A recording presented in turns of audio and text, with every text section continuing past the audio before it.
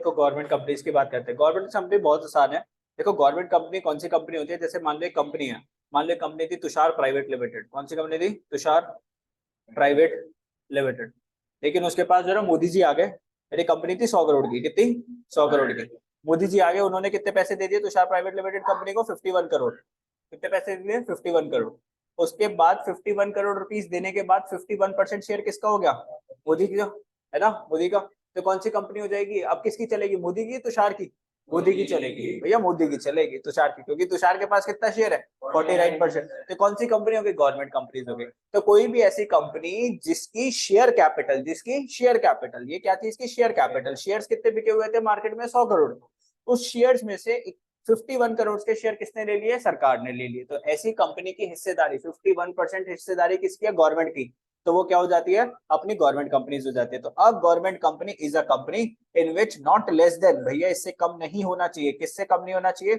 51% of the share capital is held by, या तो central government ने पैसे दे रखे हैं, या फिर मान लो मोदी नहीं आया तो केजरीवाल आ गया कंपनी में इन्वेस्ट करने के लिए, या तो सेंट्रल गवर्नमेंट आ जाएगी या स्टेट गवर्नमेंट आ जाएगी, दोनों। मोदी भी आ गया, केजरीवाल भी आ गया, दोनों ने, एक ने 26 करोड़ दे दिए, एक ने 25 करोड़ रुपए दे दिए। अल्टीमेटली वो कंपनी अब किसकी हो गई? सरकार। फॉर एग्जाम्पल कौन कौन सी कंपनीज है? Hindustan pesticides limited, state trading corporation of India, Hindustan cables limited. ये कुछ एग्जांपल्स है आपकी गवर्नमेंट कंपनी में जिसमें गवर्नमेंट की शेयर होल्डिंग मोर देन 51%। ठीक है, यस, डन। अब इसके फीचर्स क्या होते हैं? सर ये गवर्नमेंट कंपनीज के क्या काम है?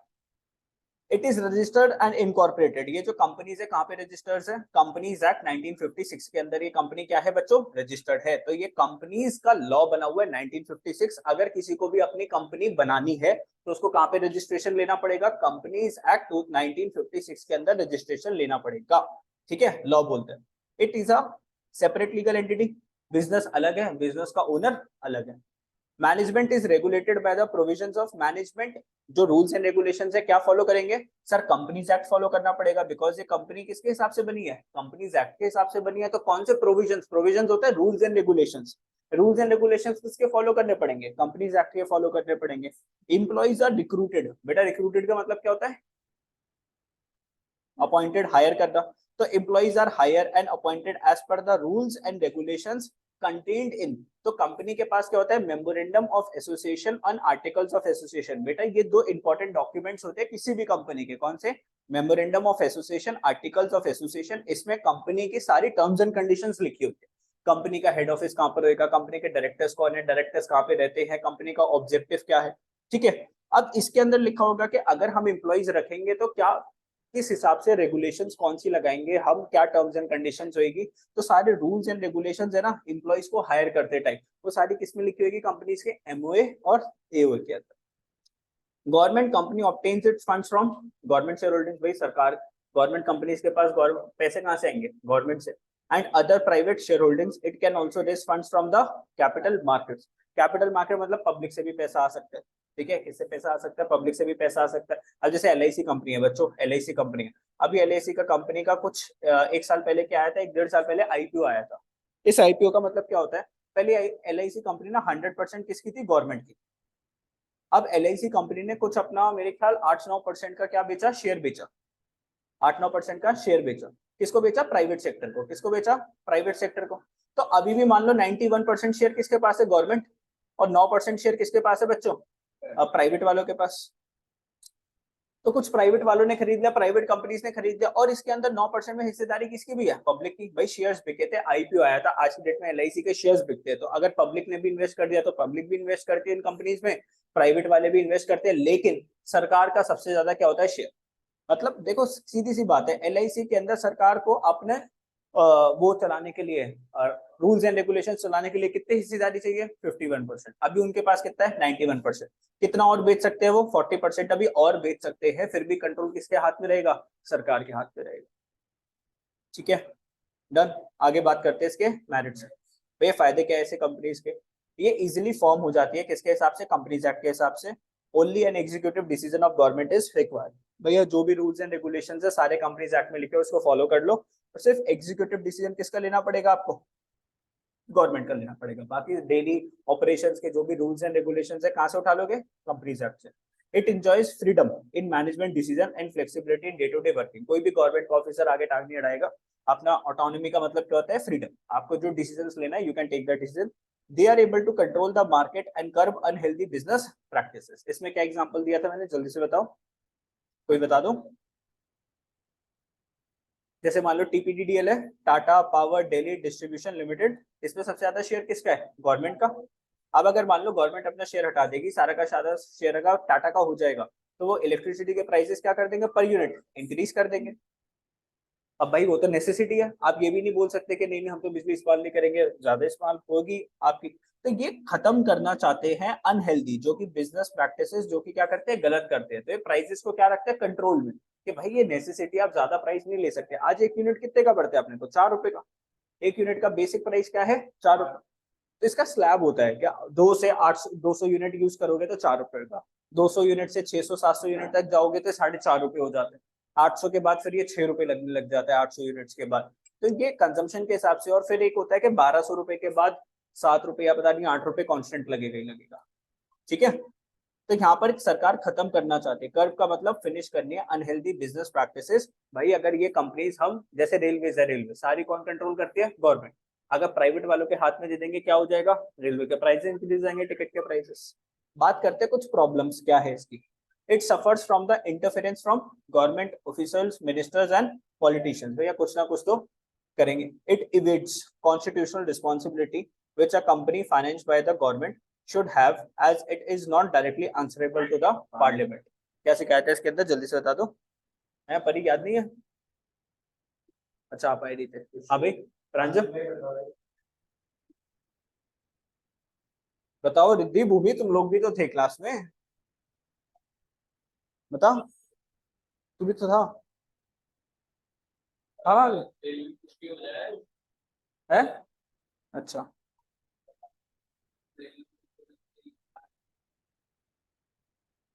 इट इवेट्स, इवेट्स का मतलब नहीं फॉलो करते। कॉन्स्टिट्यूशनल रिस्पॉन्सिबिलिटीज मतलब कॉन्स्टिट्यूशन के अंदर जो रिस्पॉन्सिबिलिटीज लगी है ये फॉलो नहीं करते। बिकॉज इनके अंदर रूल्स एंड रेगुलेशन किसका लगता है? कॉन्स्टिट्यूशन का कि कंपनीज एक्ट का?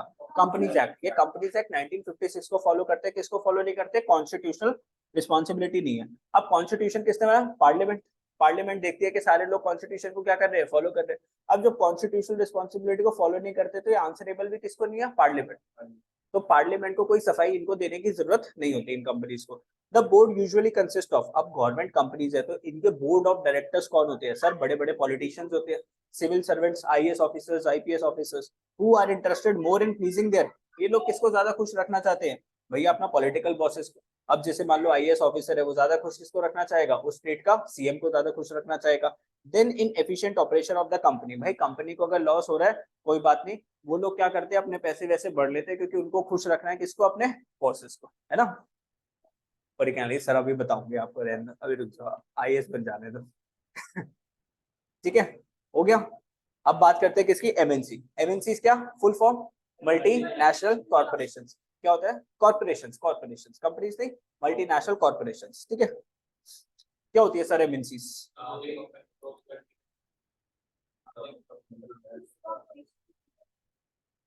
इसमें मंदन मोहन जी,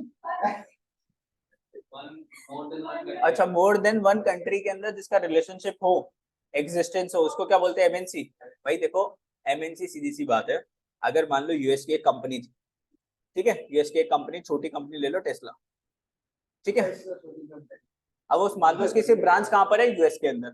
अब उसने अगर अपनी दूसरी ब्रांच, पहली ब्रांच उसकी कहाँ पर है? यूएस में, दूसरी ब्रांच अगर उसने इंडिया में खोल लिया, तो क्या वो एमएनसी है कि नहीं?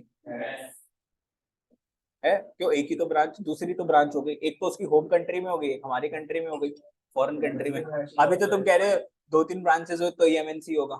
सीधी सी बात है, जब भी कोई बाहर की कंट्री इंडिया में आती है, कदम रखती है, उसको हम क्या बोलते हैं? MNC, multinational corporation. भैया बाहर की कंपनी है, इंडिया में आई है बिजनेस करने के लिए, ठीक है, मल्टीनेशनल कॉर्पोरेशन। अभी हम क्या पढ़ रहे हैं? Global enterprises. ग्लोबल पूरे वर्ल्ड की बात कर रहे हैं, तो वर्ल्ड में कौन आ जाती है? अपनी एमएनसीज। अब इंडिया के अंदर कितनी एमएनसीज काम कर रहे हैं बच्चों? बता सकते हो कौन कौन सी कंपनीज है? 5 के नाम बता दो, चलो बाहर के कोई 5 की कंपनी जो इंडिया में ऑपरेट कर रहे हैं। स्टारबक्स बाहर की है? टाटा की है वो? टाटा ने सिर्फ इंडिया का है तो टाटा की है टोयोटा, सुजुकी, मैकडोनल्ड्स और स्कोडा। अरे तुम सारी गाड़ियों के नाम बता रहे हो। हिंदुस्तान यूनिलीवर, ठीक है, ज़ारा, जरा जरा और अच्छा तो कुछ और भी बोल रहे हैं। चलो MNCs, they are characterized by their, भैया छोटी कंपनीज होती है, बड़ी ह्यूज साइज बड़ी कंपनीज है, लार्ज नंबर ऑफ प्रोडक्ट, एक दो प्रोडक्ट बेचते हैं, बहुत सारे प्रोडक्ट, सर बहुत सारे प्रोडक्ट बेचते हैं। टेक्नोलॉजी छोटी सी होती है, एडवांस्ड एडवांस्ड। मार्केटिंग स्ट्रेटजीज भी कैसी होती है, बढ़िया। And network of operations all over the world, मतलब पूरा इनका जो नेटवर्क होता है पूरे वर्ल्ड के साथ होता है, बड़ी साइज होता है, बहुत सारे प्रोडक्ट होते हैं, बहुत सारे technology. Global enterprises are huge industrial organization which extend their industrial and marketing operations through a network of their, कैसे बढ़ रहे हैं, ब्रांचेस के फॉर्म में बढ़ रहे हैं इन सेवरल कंट्रीज। तो ये अपने नेटवर्क को कैसे इंक्रीज करते हैं, सब ब्रांचेस खोल लो उस कंट्री के अंदर जाके, आपका नेटवर्क ऑटोमेटिकली क्या हो जाएगा, इंक्रीज। ठीक है, वहां के कस्टमर्स आपके पास आने लग जाएंगे, वहां के एम्प्लॉइज आपके पास काम करने लग जाएंगे। These enterprise operate in several areas producing multiple products, बहुत एरियाज में काम करते हैं, बहुत सारे प्रोडक्ट बनाते हैं। विद देयर बिजनेस स्ट्रेटेजी, तो ये ऐसे ही आ जाते हैं कि अकड़ बक्कड़ बम्बे वो कौन सी कंट्री में ब्रांच खोल लो, है ऐसे लेते हैं, जिस कंट्री पे हाथ आ जाए भाई चुन इन पे से कौन सी उंगली है, चल दिल्ली में चलते हैं, ऐसे होता है नहीं भैया, मार्केटिंग स्ट्रेटेजी होती है पूरी की पूरी, extended over a number of countries. अब एप्पल वाला है इंडिया के अंदर, अब उसने क्या स्टोर कहीं पे भी खोल लेगा, है बोले शास्त्रीनगर में आके स्टोर खोल गया, अगले ही दिन सारे आईफोन गायब हो जाएंगे स्टोर से, अगर वो शास्त्रीनगर में खोल लेगा तो रात को ताले टूट जाते हैं एप्पल कंपनी के, तो वो कहाँ पर गया भाई, बड़े बड़े मॉल्स के पास जाओ जहाँ पे सिक्योरिटी प्रॉपर है आपको मिल रही है। ठीक है, they do not aim at maximizing profit from one or two products but instead spread their branches all over। अब जैसे मान लो तुम्हारा भारत नगर वाला है, बल्ले पापड़ी वाला, उसका मेन प्रॉफिट किससे आता है, बल्ले पापड़ी से, बाकी सारी चीजें बेच रहे नहीं बेच रहा, उससे प्रॉफिट नहीं कमाना चाहता। अब जैसे बच्चा है, अब वो उसको मम्मी पापा ठंडा दही नहीं खाने देंगे, वो कहता है फिर पाव भाजी खिला दो, खुद भी तो खा रहे हो मेरे को भी कुछ दो। तो छोटा सा बच्चा है वो क्या मांगता है, पाव भाजी, तो उसने पाव भाजी बेच दिया, तो दिन की अगर मान लो 50-60 प्लेट बिक गई, उससे ज्यादा उसको प्रॉफिट नहीं हो रहा, क्योंकि इतने तो बंदे सैलरी ले जाते हैं, कर जाते हैं, लेकिन उसको बेचना है क्योंकि भाई क्या है, कस्टमर जाना नहीं चाहिए। तो वैसे ही जो कंपनीज है उनका कुछ प्रॉफिट उनको बहुत कमा के दे रहा है, कुछ प्रोडक्ट बहुत कमा के दे रहा है, कुछ प्रोडक्ट है जिसके अंदर ज्यादा प्रॉफिट मार्जिन नहीं होता लेकिन बेचना पड़ेगा भाई। ठीक है, आईटीसी कंपनी की बात करते हैं, आईटीसी है ना, सुना था इस कंपनी का नाम, आईटीसी क्या बनाती है। और बेटा ये कंपनी कॉपीज तुम्हें विद्या भी बांट रही है, और एक जगह टोबैको की नंबर 1 कंपनी है इंडिया की। 90% टोबैको जो इंडिया के अंदर जो बनता है, पान गुटखा तंबाकू सिगरेट सारी की सारी कंपनी बनाते हैं, और इसी के तुम रजिस्टर यूज करते हो। तो जो भी प्रॉफिट जो जाता है वो प्रॉफिट किस में लगता है, एक बात बताओ, तुमने रजिस्टर खरीदा उस पर प्रॉफिट होगा उसका, और प्रॉफिट से वो क्या बनाता है, सिगरेट, और सिगरेट कौन उससे क्या होता है, फिर लंग कैंसर हो जाता है किसी बंदे को। ठीक है, लेकिन कोई बात नहीं, यूज कर लो, शेयर खरीद रखा है मैंने। ठीक है, अब क्या है यार, इसका प्रॉफिट मार्जिन तो डाउन जाते नहीं है, क्योंकि जो बिकना है वो तो बिकना है। अब इसका सबसे ज्यादा प्रॉफिट मार्जिन किससे होता है, इन सिगरेट्स वगैरह से, टोबैको से सबसे ज्यादा प्रॉफिट मार्जिन होता है, रजिस्टर से ज्यादा हो या ना हो, लेकिन उसकी कंजम्पशन बहुत ज्यादा है, हर जगह रजिस्टर यूज होता है, मंदिर से लेके पुजारी भी अपना अकाउंट खोल के बैठे होते हैं, देखो आज इतने का चंदा आ गया अपने पास, तो रजिस्टर हर जगह यूज हो रहा है। चलो सिंपल एमएनसी। चलो अब बात करते हैं सर ये फीचर्स क्या होते हैं, सर इसके फीचर्स ऑफ ग्लोबल एंटरप्राइजेस, इसके फीचर्स क्या है, सबसे पहले ह्यूज कैपिटल रिसोर्सेज, कम पैसा होता है क्या, बहुत सारा पैसा होता है सर, बहुत सारा पैसा होता है, बहुत सारे रिसोर्सेज है। फिर इसकी फॉरेन कोलैबोरेशन, अब यूएस वाली कंपनी जो गूगल कंपनी इंडिया में आती है, तो यूएस के लिए इंडिया क्या है, फॉरेन कंट्री, फॉरेन कोलैबोरेशन। ठीक है, यूएस वाली कंपनी के लिए इंडिया में क्या आ गए, तो फॉरेन कोलैबोरेशन। तो अगर इलॉन मस्क इंडिया में आके मोदी के साथ हाथ मिला रहा है, वो क्या है, फॉरेन कोलैबोरेशन, किसके लिए, हमारे लिए तो उसके लिए, इलॉन मस्क के लिए, इलॉन मस्क के लिए कोलैबोरेशन, उसको जरूरत है इंडिया की, हमें जरूरत नहीं है इलॉन मस्क। बात करें हमारी तो मारुति चली रही है। ठीक है, बात करते हैं आगे एडवांस्ड टेक्नोलॉजी, फिर प्रोडक्ट इनोवेशन। अब आपको पता है एक गाड़ी आती है अपनी मारुति की, छोटी गाड़ी कौन सी है, तो स्विफ्ट और दूसरी बलिनो, और ऐसी टोयोटा की एक गाड़ी आती है, क्या नाम है उसका, ग्लेंजा। दोनों में डिफरेंस क्या है, ग्लेंजा टोयोटा कंपनी की है, टोयोटा, और बलिनो बेटा किसकी है, मारुति। ध्यान से सुना, मारुति का इतना बड़ा शेयर है मार्केट के अंदर, कि 10 में से 6 गाड़ियां किसकी चल रही है रोड के ऊपर, मारुति। आप ये मान के चलो 60% से ज्यादा स्टेक किसका है, ऑटोमोबाइल का, मारुति का। बड़ी बड़ी कंपनी, स्कॉडा जैसी कंपनी, फोर्ड जैसी कंपनीज, जो कि नंबर 1 कंपनीज है बाहर की कंट्रीज की, वो इंडिया में काम ही नहीं कर पाती, इंडिया छोड़ के चलेगी। फोर्ड वाली इंडिया छोड़ के चली गई है ना, स्कॉडा वाले की भी कोई गाड़ियां वाड़ियां नहीं बिकती। मेन सबसे नंबर 1 कंपनी कौन सी है अपनी, मारुति। अब ये टोयोटा वाला भी, इसका भी हालत खराब हो रही थी बहुत ज्यादा इसकी हालत खराब हो रही थी। अब इसने क्या बोला, देखो गाड़ी वालों की बड़ी बड़ी क्या होती है, मैन्युफैक्चरिंग यूनिट। क्या होती है, बड़ी बड़ी मैन्युफैक्चरिंग यूनिट। भैया इतनी गाड़ी की प्रोडक्शन करनी है, लाखों गाड़ियां डेली बनानी है, तो बहुत बड़ा एरिया चाहिए। बहुत बड़ा एरिया के लिए बहुत सारे एक्सपर्ट्स चाहिए, लोग बाग काम करने के लिए। अब इसने ग्लेंजा वाले ने, टोयोटा वाले ने मारुति को क्या बोला, भाई यार तू मेरी ग्लेंजा बना दे, ठीक है, तो अपने मैन्युफैक्चरिंग यूनिट को मेरे को क्या कर दे, शेयर कर दे। क्या कर दे, मैन्युफैक्चरिंग यूनिट शेयर कर दे। मैं मैन्युफैक्चरिंग यूनिट सर्वाइव नहीं कर सकता, बिकॉज बहुत पैसा लगता है उसको चलाना, करना, डेली ऑपरेट करना। उसने क्या बोला मारुति वाले को, तू ग्लेंजा बना दे और उसके ऊपर मैं अपना क्या लगा दूंगा, लोगो। तो आज की डेट में जो टोयोटा की जो गाड़ी है तुम्हारी, ग्लेंजा ले लो, और जो दूसरी भी एक गाड़ी है, कौन सी है इसकी, अर्बन क्रूजर और इसकी ब्रेजा, ये सारी की सारी कौन बना रहा है, मारुति बना रहा है। टोयोटा वाले के मैन्युफैक्चरिंग प्लांट ज्यादा बचे नहीं। लेकिन सर ऐसा मारुति वाला क्यों कर रहा है, इसने मारुति वाले ने टोयोटा वाले को बोला तू मेरे को अपना technical know how they they. Technical technical know how. Sir ये नो हाउ क्या होता है, टेक्निकल नो हाउ होता है टेक्निकल एक्सपर्टीज। टोयोटा कौन सी कंपनी है, बाहर की, जर्मन है कि जापानीज है, जो भी जर्मन जापानीज जो भी बाहर की ऐसी कोई कंपनी है। अब इनके पास टेक्नोलॉजी बहुत अच्छी, बाहर तो टोयोटा मतलब बहुत नंबर 1 है। मारुति को तो इंडिया के बाहर कोई पूछता ही नहीं, बिकॉज बहुत बेकार गाड़ी है, ठीक है। मारुति को कोई, और इंडिया के अंदर मारुति नंबर 1 पे चलती है और इसकी टेक्नोलॉजी बहुत अच्छी है। तो मारुति वाले ने बोला तू अपनी जो टेक्नोलॉजी है ना वो हमारे साथ शेयर कर, और हम तेरे साथ क्या शेयर कर देते हैं, अपना मैन्युफैक्चरिंग प्लांट। तो भैया यहाँ पर क्या होगी, फिर यहाँ पर क्या होगी आपकी प्रोडक्ट इनोवेशन। अब जो मारुति वाला अपनी गाड़ियां जो लेकर आएगा उसके अंदर क्या मिलेगा उसको, नया इनोवेशन। कस्टमर्स को क्या मिलेगा, innovation, because of foreign collaborations. तो ये चीजें तुम्हें टेक्निकल पार्ट देखो समझना है, सारा किससे समझोगे, थ्योरी। तो थ्योरी आप बचपन में सीखोगे, आपको वर्ड्स पता चलेंगे भैया, प्रोडक्ट इनोवेशन, फॉरेन कोलैबोरेशन वगैरह क्या होते हैं। फिर उसको प्रैक्टिकल लाइफ में देखो कहाँ चल रहा है नहीं चल रहा, चल रहा है। और फिर ये क्या है, सारी इनकी मार्केटिंग स्ट्रेटेजीज। मार्केट में सर्वाइव करना है भाई, कंपटीशन इतना सारा है। किया जैसी गाड़ी देख लो कितनी बिक रही है, किया सेल्टोस। भैया देश में भी किया सेल्टोस आ रही है, नहीं खरीदने तो भी किया सेल्टोस घर में आ रही है ना। पहले i10 बहुत बिकती थी, शादियों के अंदर हर कोई क्या दे रहा है, i10 दे रहा है। अब सबसे ज्यादा कौन सी चल रही है, किया। कंपटीशन कितना है, मारुति है, किया है, hyundai है, ठीक है। तो फीचर्स क्या है ग्लोबल एंटरप्राइजेस के, बच्चों याद करो जल्दी से, लिख लो फटाफट से, रजिस्टर ओपन कर लो, कुछ तो लिख लो। फीचर्स ऑफ ग्लोबल एंटरप्राइजेस, फिर इसको पढ़ेंगे सारा का सारा।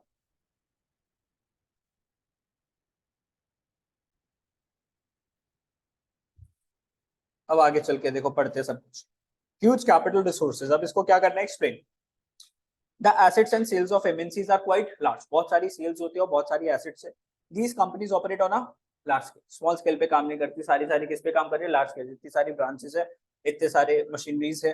There operations are so huge that sometimes their sales turnover exceeds the gross national product of a developing country. इतनी ज्यादा, अगर मैं बात करूँ ना, एप्पल कंपनी के पास जो पैसे जो है ना, पैसे वो पूरी इंडिया की जीडीपी से ज्यादा है।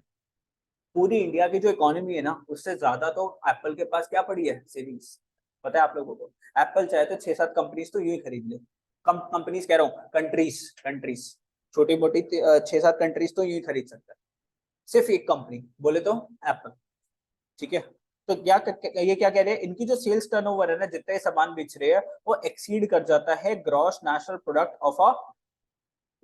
Product of a developing country. तो जो डेवलपिंग कंट्री की जो प्रोडक्शन है उससे ज्यादा की ये क्या कर देते हैं, सेल्स कर देते हैं। For example the physical assets of IBM international business machines exceeds $8 billion. ये तो बहुत पुराने डेटा आपके बुक्स के अंदर चढ़ा हुआ है। बात करते हैं किसकी, foreign collaborations. Global enterprises enters into agreement with the Indian companies, ये इंडियन कंपनीज के साथ हाथ मिलाते हैं pertaining to the sale of technology, क्योंकि ये क्या बेचना चाहते हैं, अपनी टेक्नोलॉजी। तो टोयोटा वाला ने किसके साथ हाथ मिलाया, मारुति के साथ, कि मैं आपकी टेक्नोलॉजी बेचूंगा और तू मेरी बदले में क्या कर दे, गुड्स बनवा दे। Collaborate with companies in the public and the private sector, तो या तो गवर्नमेंट के साथ हाथ मिलाते हैं या फिर किसके साथ, प्राइवेट कंपनीज के साथ। Big industrial houses wants to diversify and expand expansion and expand कैसे करेंगे, बाय गेनिंग एंड क्या लिखा हुआ है, big industrial houses wanting to diversify and expand.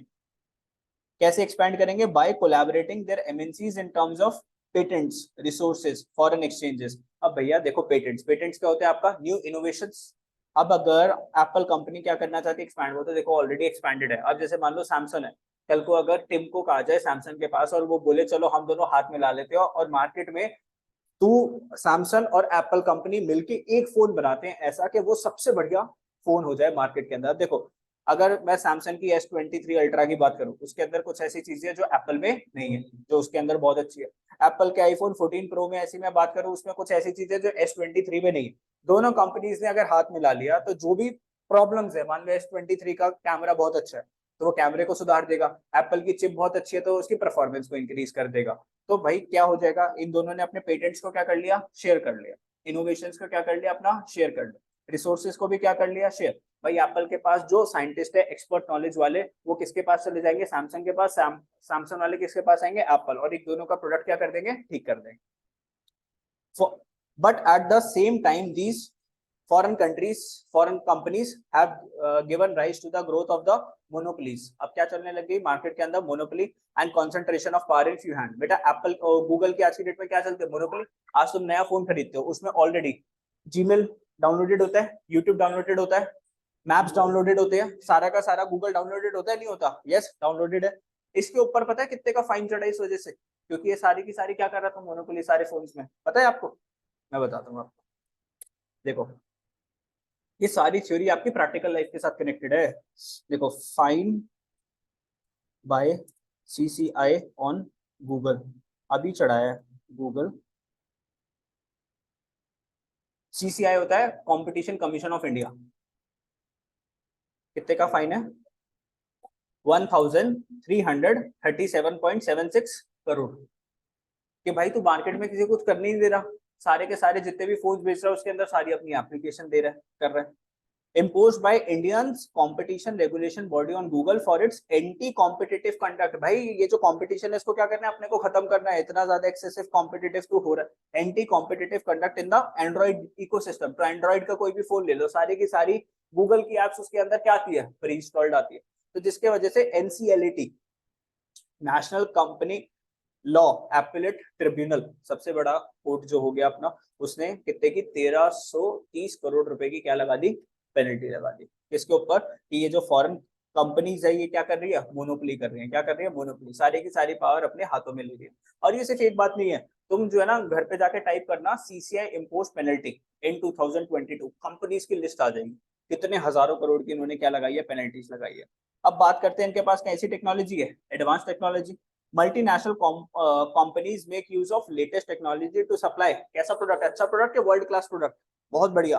कि भैया वर्ल्ड में ऐसा प्रोडक्ट नहीं मिलेगा, वर्ल्ड क्लास प्रोडक्ट।